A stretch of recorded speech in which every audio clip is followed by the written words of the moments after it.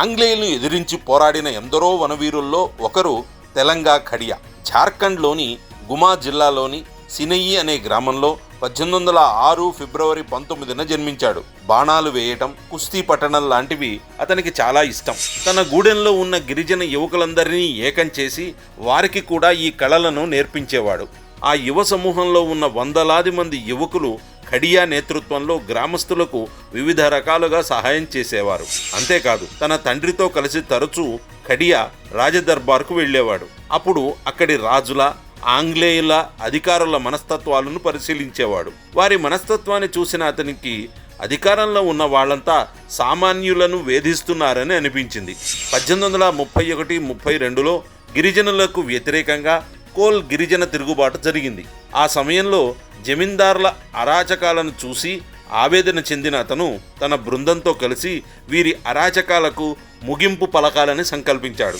తన ప్రాంతంలో అన్ని వర్గాల వారిని కలిపి వారిని ఆంగ్లేయులకు వ్యతిరేకంగా నిలబడాలని ప్రేరేపించాడు. ఇలా గ్రామస్తులు, అతని అనుచరులు సహాయంతో రకరకాల వ్యూహాలతో అజ్ఞాతంలో ఉంటూ ఆంగ్లేయులను ఎదిరించడం ప్రారంభించాడు. ఇది చూసి ఆంగ్లేయ పోలీసులు రహస్యంగా వీరిని వెంటాడి వీరి ఇళ్లకు వెళ్లి కుటుంబ సభ్యులను బాధించేవారు. అయినప్పటికీ ఎవరు కూడా తెలంగా ఖడియా గురించి చెప్పలేదు. ఒకసారి ఒక చోటు నుంచి మరొక చోటికి వెళ్లే క్రమంలో రహస్యంగా కాపు కాసిన ఆంగ్లేయుల బలగం అతన్ని అరెస్ట్ చేసింది.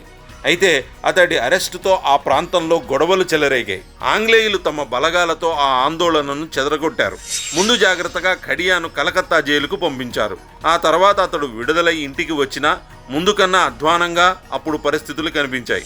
దాంతో మరింత ఆగ్రహానికి గురైన ఖడియా మళ్లీ తన అనుచరులని, మిత్రులని అందరికీ వెనక్కి తెచ్చుకున్నాడు. వారికి స్వతంత్ర భావాలను నూరిపోశాడు. వీరి కార్యకలాపాలను ఎప్పటికప్పుడు గమనిస్తున్న బ్రిటిష్ వారు బోధన్ సింగ్ అనే అతన్ని వారిని చంపడానికి నియమించింది.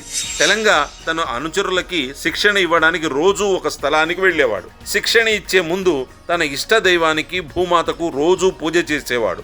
ఆ విషయం అనుచరులలో ఒకరైన బోధన్ సింగ్కు తెలుసు.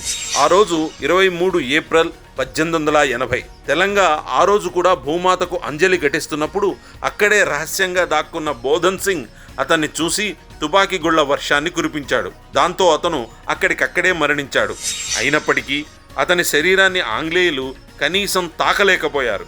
ఖడియా స్నేహితులు అతని దేహాన్ని స్వగ్రామంలో ఖననం చేశారు. అతడిని సమాధి చేసిన ఆ స్థలాన్ని తెలంగా టోపా టాండ్ అని అంటారు. నేటికి అక్కడ ఇప్పుడు శ్రద్ధాంజలి ఘటిస్తూ ఉంటారు.